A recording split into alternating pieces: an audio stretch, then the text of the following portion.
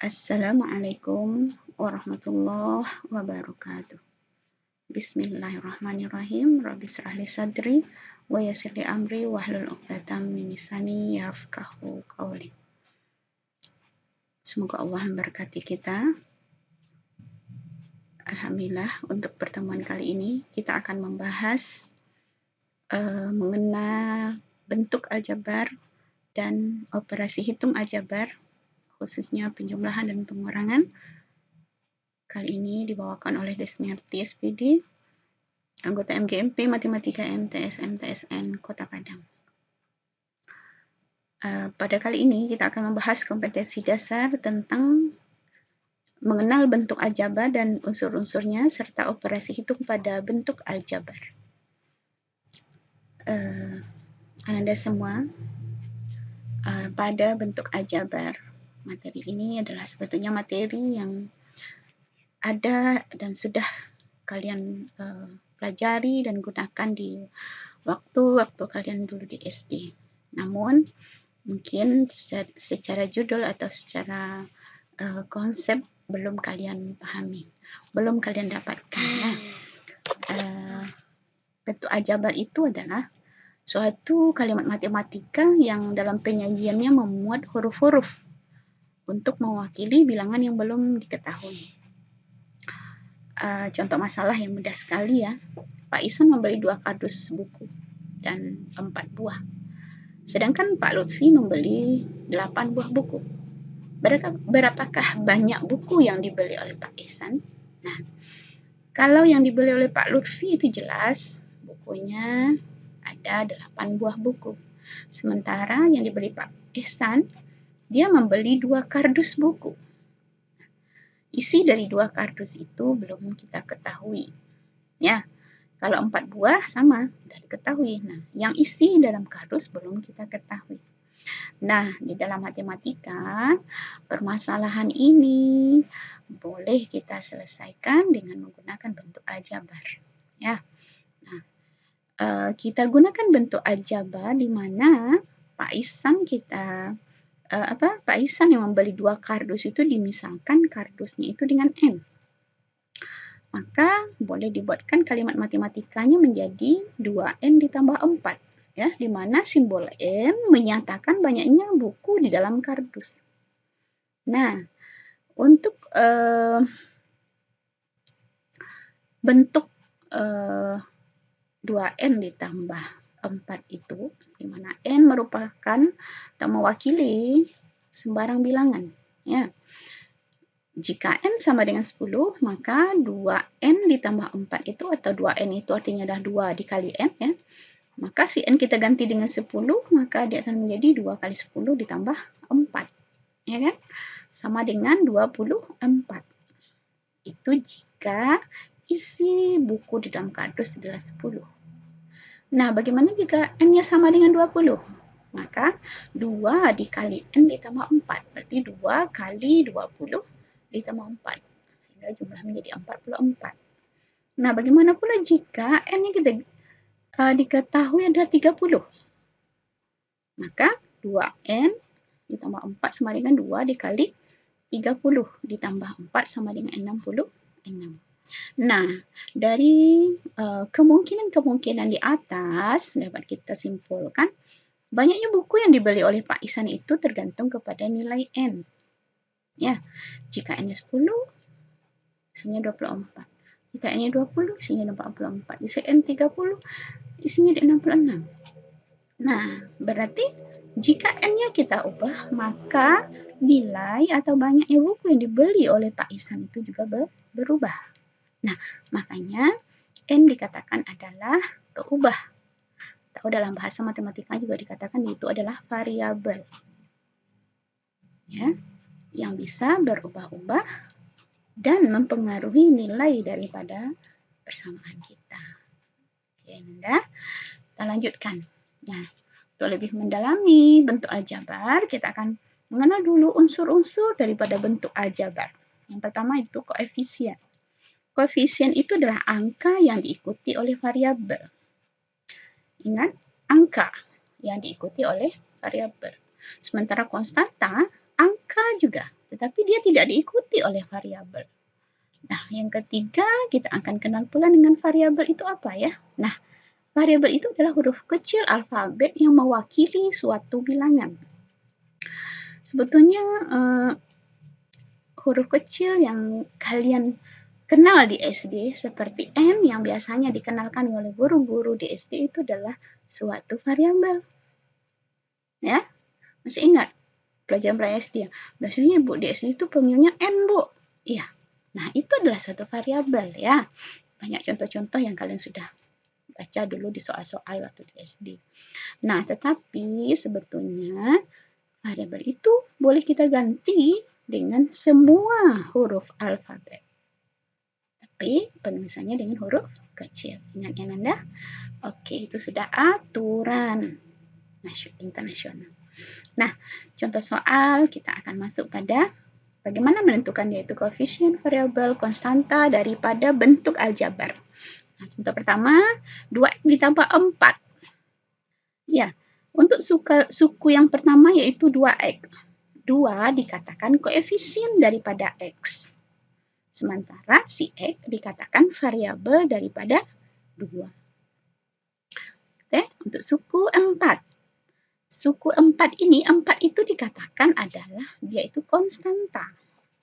Karena dia juga angka yang tidak diikuti oleh variabel. Oke, bisa dipahami? Apakah itu koefisien, apakah itu variabel, apakah itu konstanta? Oke, kita lanjut pada contoh berikutnya. Supaya lebih jelas, 3y pangkat 3 dikurang x kuadrat dikurang 5. Untuk suku pertama, 3y pangkat 3 itu 3 dikatakan koefisien daripada y pangkat 3.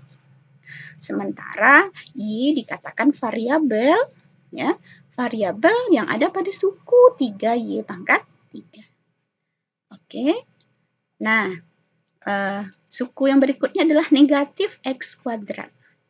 Nanda, di sini mungkin kalian ragu.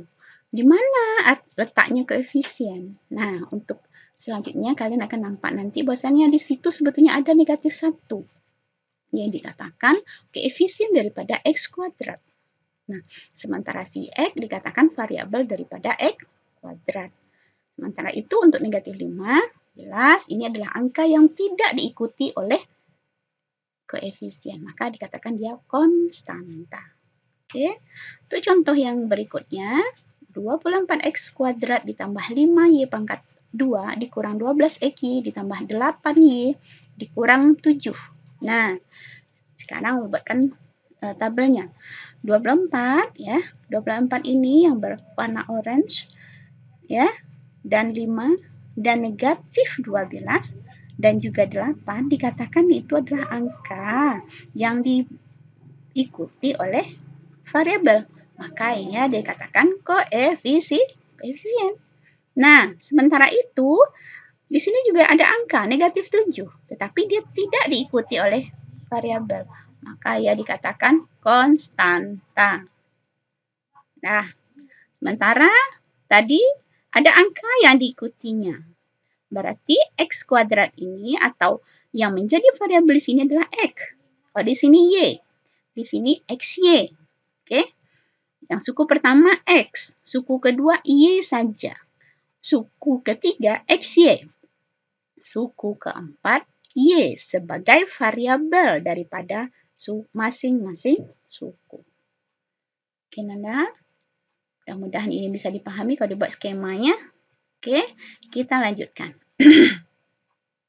Nah, sebagaimana tadi untuk soal nomor 2 itu ya, ini ulang lagi. Mungkin di sini kalian akan bertanya lagi, mengapa Umi kok ini menjadi ada negatif 1 koefisiennya di sini ya, negatif x kuadrat ya, atau ya, paling mudahnya kita contohkan ya pada bentuk yang berikut ini. Nah, ini x itu sebetulnya mempunyai nilai koefisien adalah 1 karena x itu sama dengan 1 dikali x. Sementara 1 boleh tak ditulis. Ya. Kalau bahasa kitanya itu segelas air, sepiring nasi. Itu artinya ada satu piring nasi, satu gelas susu, ya kan? Nah, makanya satu ini boleh tak ditulis. Ya, maka sebetulnya ada koefisiennya di situ yang nilainya adalah 1. Nah, begitu juga untuk negatif X. Negatif X ini sebetulnya dia mempunyai koefisiennya adalah negatif 1. Kenapa? Karena negatif X itu di dalamnya ada negatif 1 dikali X. Berarti negatif 1 ini dikatakan koefisien atau angka yang diikuti oleh variabel X. Ya, Nanda? Nah, berarti di sini negatif X itu koefisiennya adalah negatif 1 dan variabelnya adalah X. Oke, untuk selanjutnya silakan Anda pakaikan ketentuan ini. Oke. Untuk yang keempat, ya, kita akan kenal nanti adanya suku aljabar. Nah, unsur yang keempat adalah unsurnya adalah suku aljabar. Variabel beserta koefisien, ya, ada konstanta pada bentuk aljabar yang dipisahkan oleh operasi penjumlahan atau selisih. Ya. Suku aljabar tersebut terbagi atas 2. Yang pertama adalah suku-suku yang sejenis, yaitu suku-suku yang mempunyai variabel yang sama dan pangkat variabelnya juga sama.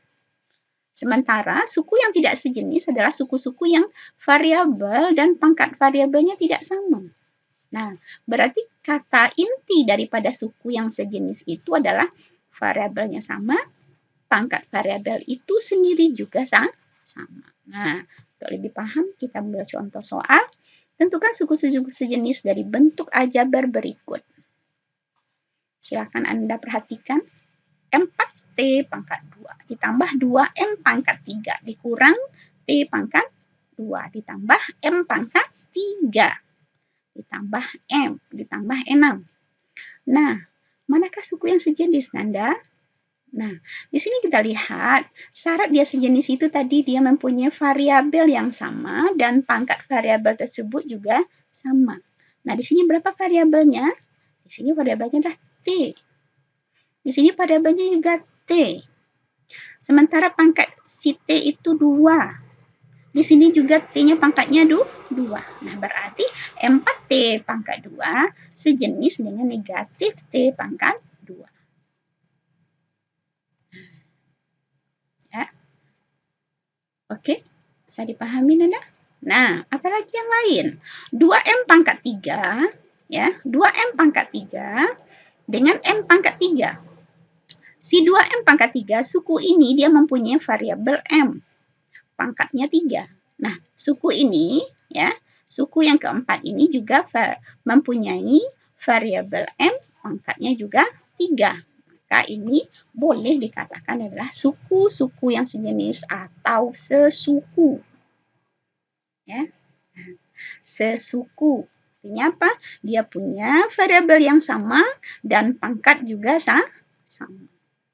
Sama-sama pangkat 3. Oke. Sama-sama punya variabel M. Oke, bisa dipahami? Oke, kita lanjutkan. Di sini kita akan membahas juga nanti ada nama-nama bentuk aljabar berdasarkan banyaknya suku. Kalau suku yang hanya ada X saja dia, atau 2 saja, atau M pangkat 3 saja, ini dinamakan juga dengan suku 1 atau monomial. Nah, ada pula sukunya itu terdiri dari 2 buah suku, 4T pangkat 2 dan 2M pangkat 3. Ada juga nanti 2A dikurang 5. Nah, ini terdiri dari 2 suku atau binomial. Sementara ada pula namanya trinomial atau 3 suku. Nah, ini dia 2M pangkat 3 suku pertama, 4T pangkat 2 ditambah 3. Terdiri dari 3 suku. Ya. Maka dikatakan dia trinomial. Begitu juga dengan 4B pangkat 2 dikurang 2B dikurang 6. Mereka ini adalah persamaan dengan suku-suku yang terdiri dari bentuk aljabar yang terdiri dari 3 suku. Oke, selanjutnya untuk bentuk aljabar, ya, yang keempat, bentuk aljabar yang sukunya lebih daripada 3 suku, maka disebut dengan polinomial. Nah, seperti ini. Dia terdiri dari 4 suku.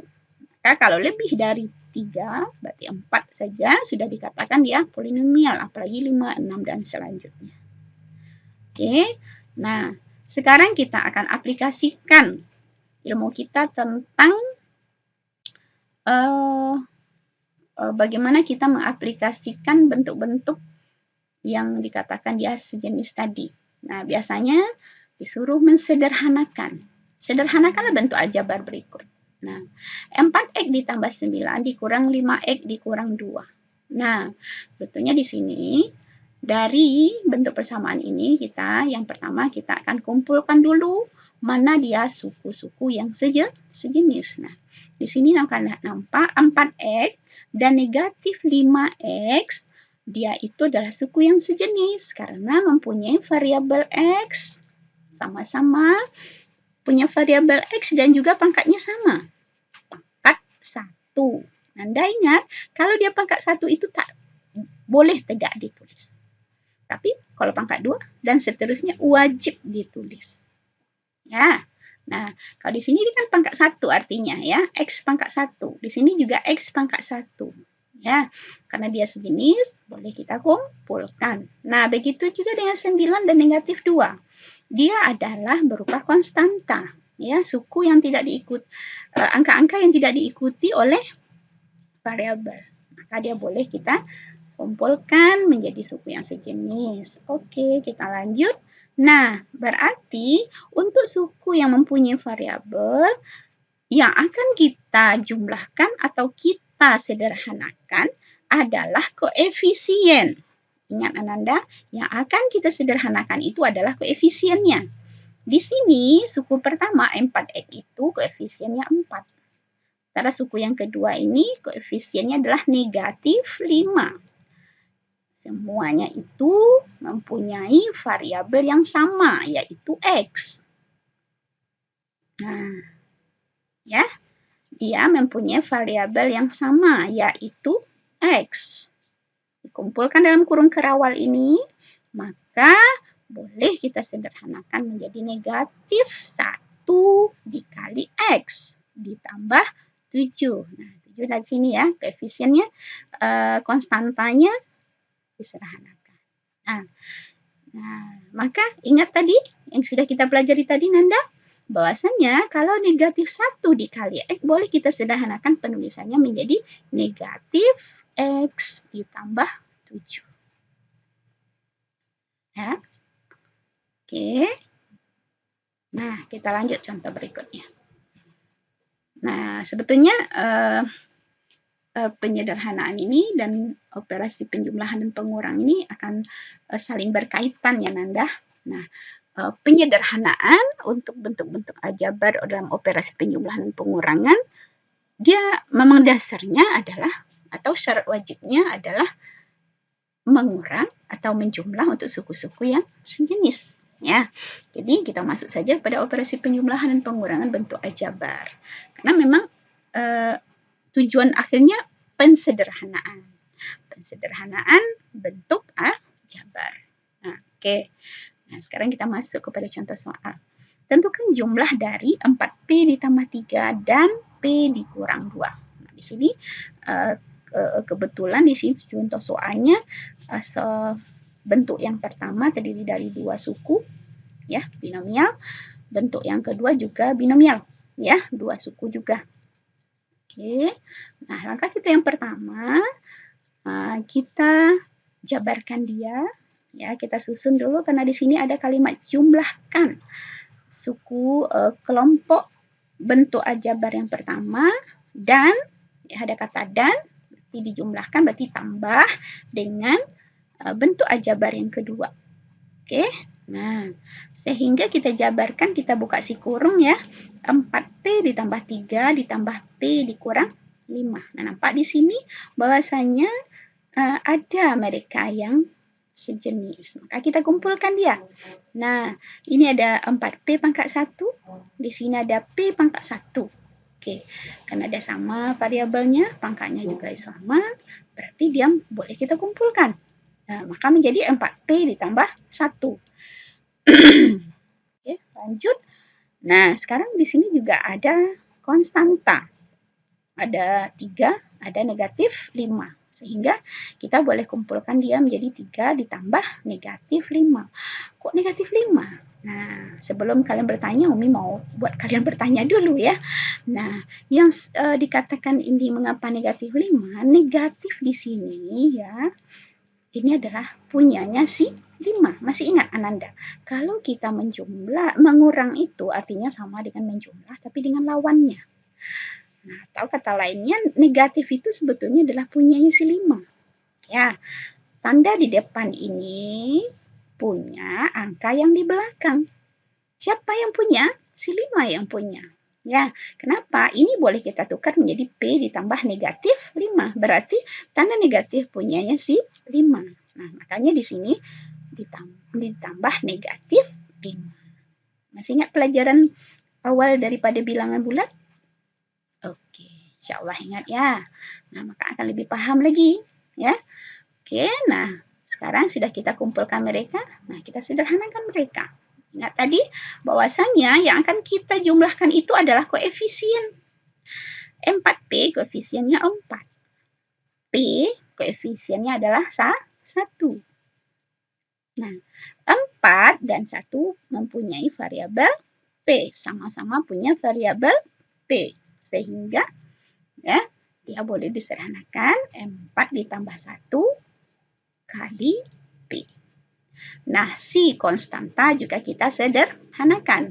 3 ditambah negatif 5 sama dengan negatif 2. Oke, kita lanjut. Berarti ini boleh sederhana menjadi 4 tambah 1, 5. 5P dikurang 2. Ya, oke, kita lanjut contoh berikutnya.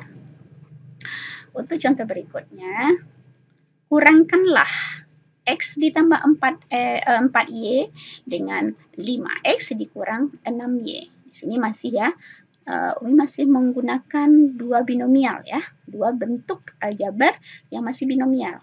Oke, nah apa-apa, untuk lebih mudah saja, supaya kalian lebih paham. Oke, yang pertama, katanya kalau kalimat redaksinya pun kita harus perhatikan, karena di sini kurangkanlah, berarti ada operasi kurang daripada dua bentuk aljabar ini. Bentuk yang A, ya, X tambah 4Y, dengan bentuk yang kedua, 5X dikurang 6Y. Nah, ini. Ya, ada tanda operasi kurang. Nah, katanya langkah pertama, jabarkan. Katanya. Nah, kita jabarkan artinya kita telah membuka si kurung masing-masing. Ya, 3X ditambah 4Y kurang.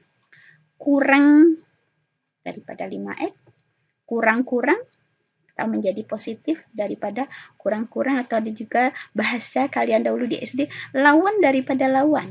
Ya, lawan daripada negatif, positif. Jadilah dia menjadi positif 6Y. Sudah terbuka, sudah dijabarkan, baru katanya kumpulkan suku sejenis. Nah, mana dia? Nah, suku yang sejenis di sini kita temukan bahwasanya ada 3X berpangkat 1, ada negatif 5X berpangkat 1. Sehingga variabel koefisien daripada dua suku itu adalah 3 dikurang 5. Sama-sama mempunyai variabel X. Ya, ditambah di sini ada suku yang juga sejenis, yaitu 4Y pangkat 1, 6Y pangkat 1. Ya, maka di sini karena ada koefisiennya 4 dan koefisiennya 6 sama-sama punya variabel Y. Oke, kita sederhanakan. Maka akan kita temukan nanti 3 dikurang 5, negatif 2X ditambah 10Y. Itulah bentuk yang paling sederhananya atau hasil pengurangan daripada dua buah bentuk aljabar ini. Oke. Nah, kita tidak puas dengan soal-soal ya rasanya. Kita akan ingin terus untuk gali contoh soalnya. Mengingat kita harus hati-hati dengan redaksi soal. Ya, redaksi soalnya. Ya, karena kadangkala redaksi soalnya juga membentuk kalimat matematika yang berbeda. Nah, contohnya yang ini. Kurangkanlah negatif 5P pangkat 2 ditambah 7 dari, ada kata dari, 2P kuadrat dikurang 4. Nah, gimana jawabnya? Nah, ini spesial, satu soal, satu kalimat seperti ini. Kita misalkan kelompok bentuk aljabar ini dengan A. Negatif 5P pangkat 2 ditambah 7 dengan A. Dari, ada kata dari di sini. 2P kuadrat dikurang 4. Nah, untuk itu ingat katanya, kurangkanlah A dari B, artinya sama artinya dengan B dikurang A. Mana di kelompok bentuk aljabar B tadi, ini dia. Makanya penulisannya agak dibalik gitu. Nah, siapa sih B? 2P pangkat 2 dikurang 4 dikurang dengan A. A itu negatif 5P kuadrat ditambah 7. Oke. Langkah selanjutnya kita sama ya, kita jabarkan dia. Maka kita buka si kurung. 2P pangkat 2 dikurang 4. Lawan daripada negatif 5P kuadrat adalah positif. Ya, jadi 5P pangkat 2. Lawan daripada positif 7 menjadi negatif 7. Udah terjabar. Nah, sekarang apa langkah kita selanjutnya? Kita akan kelompokkan dia menjadi suku-suku yang sejenis. Nah, mana dia suku yang sejenis? 2P pangkat 2, ya, dia mempunyai variabel P pangkatnya 2. Ya, kita kan harus ingat bagaimana mencari mereka yang sejenis. Variabelnya sama, pangkatnya juga sama. Pangkat si variabel juga sama. Nah, di mana lagi? 5P pangkat 2. Kenapa? Karena dia sama-sama punya variabel P dengan pangkat 2. Nah, sehingga koefisiennya bisa kita jumlahkan. 2 ditambah 5, P pangkat 2. Nah, yang lainnya ada konstanta negatif 4 dan konstanta dengan negatif 7. Kita sederhanakan mereka. Nah, dapatlah 4P pangkat 2 ditambah negatif 9. Kembali Umi ingatkan, kalau kalian mendapatkan redaksi soal seperti ini, ya, ada redaksi soal seperti ini, tolong diingat lagi, ya, dia akan menjadi B dikurang A. Oke, insya Allah ingat ya. Oke, kita lanjut. Oh ya, ini ada sedikit penyederhanaan. Ini akan menjadi 7P kuadrat dikurang 9. Nah, sekarang untuk membatasi contoh-contoh soal yang tadi ya, kita akan mendapatkan beberapa konsep di sini, bahwasanya ada beberapa sifat daripada operasi penjumlahan ataupun operasi pengurangan. Ya, konsepnya itu kalau dikatakan boleh juga dikatakan dia menemukan sifat lah kita, ya, sifat operasi penjumlahan dan pengurangan bentuk aljabar. Nah, sebetulnya ini dia. Kalau A dikali dengan B ditambah C, artinya sama dengan A dikali B. Nah, boleh dibuatkan nih panahnya nanti ya, panahnya ke sini. Nah, atau panahnya ke sini. Ya, dia ada panahnya, boleh kita buatkan supaya lebih nampak ya. Nah, sekarang buatkan. Nah, dari A kita kalikan kepada B. Ya, dari A kita kalikan kepada C. Nah, oke. Nah, di situ akan kita lihat bahwasanya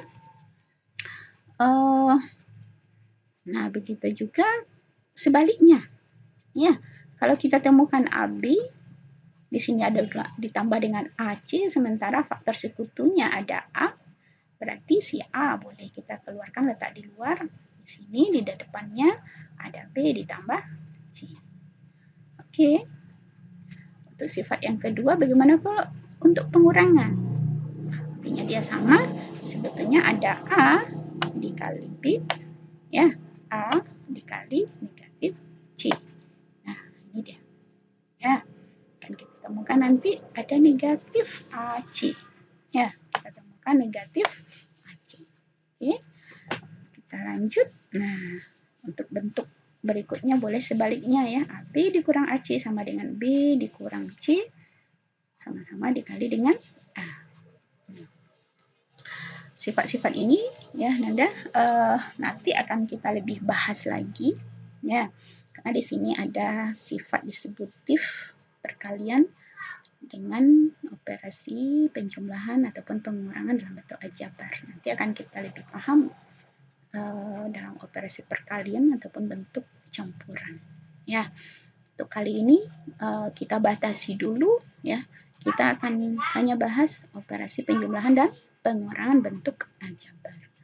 Nah, ada lagi bentuk seperti tadi ya soal kita di awal, yaitu mensubstitusikan bilangan pada bentuk aljabar. Nah, dalam bentuk aljabar ini kata mensubstitusi itu artinya kita adalah mengganti ya. Variabel pada bentuk aljabar kita ganti dengan bilangan tertentu. Dengan adanya kita memasukkan atau mengganti variabel ya, variabel yang kita ganti dengan bilangan tertentu, maka bentuk aljabar tersebut mempunyai nilai. Seperti halnya tadi Pak Ihsan. Berapa kardus yang buku yang dibeli Pak Ihsan, kita ketahui kalau N-nya berbeda, nanti nilainya atau berapa buku yang dibelinya juga berbeda. Nah, itulah nilai daripada suatu bentuk aljabar. Nah, proses tersebut biasanya dalam matematika dikenal dengan kata substitusi atau penggantian. Oke, contohnya seperti ini ya. Jika kalian nanti menemukan soal seperti ini, jika A sama dengan 2 dan B sama dengan negatif 1, tentukan nilai 4AB dikurang A kuadrat. Maaf, di sini mungkin kita udah masuk kepada perkalian sedikit ya, karena tadi pun udah ada kita masuk pada perkalian. Umi langsung saja ya, nanti pun kita akan bahas juga dalam perkalian. AB itu artinya adalah A dikali B, atau sama dengan A dot B, atau AB langsung. Oke. Nah, kalau dalam persoalan ini ada 4AB, berarti ada operasi 4 dikali A dikali B dikurang dengan A kuadrat. A kuadrat berarti A kali A ya nak. Nah, berarti kalau kita mensubstitusikan nilai A sama dengan 2, berarti 4 dikali 2 dengan B sama dengan negatif 1, maka menjadi 4 dikali 2 dikali negatif 1. Nah, A kuadrat kita ganti dengan A kali A, berarti 2 dikali 2. Oke, kita lanjut. Maka dapatlah dia menjadi nilai daripada bentuk aljabar ini adalah negatif 8 dikurang 4 atau negatif 12. Kadangkala soal-soal seperti ini banyak teraplikasi ya, banyak dipakaikan dalam artikan dia itu kita menentukan nilai saja. Makanya jangan kalian takut dengan kata substitusi. Kata substitusi itu artinya mengganti. Umi rasa cukup ya untuk kali ini kita bahas. Insyaallah pada next time ya kita akan masuk pada perkalian, pembagian, perpangkatan dan bentuk-bentuk operasi daripada bentuk aljabar. Ingat Anda, madah dari seorang yang Umi ambil ya, Abu Ubaidah namanya, insyaallah orang bertakwa. Katanya bara yang hilang mungkin dapat ditemukan kembali atau dapat diganti. Tapi kalau waktu yang hilang tidak mungkin ditemukan lagi atau diganti. Nah, dari kata madah ini mudah-mudahan kita bisa introspeksi diri, bisa memperbaiki penggunaan waktu kita sebaik-baiknya, seefektif mungkin. Insyaallah mudah-mudahan video ini berguna, bermanfaat dan dapat kita petik hikmahnya ya. Hikmah daripada madah ini sehingga terpakai dalam kehidupan kita dan kita bisa memperbaiki masa depan kita insyaallah. Umi sudahi dengan terima kasih sudah menggunakannya sebagai media pembelajaran. Semoga memperoleh ilmu yang berkat Amin ya rabbal alamin. Wassalamualaikum warahmatullahi wabarakatuh.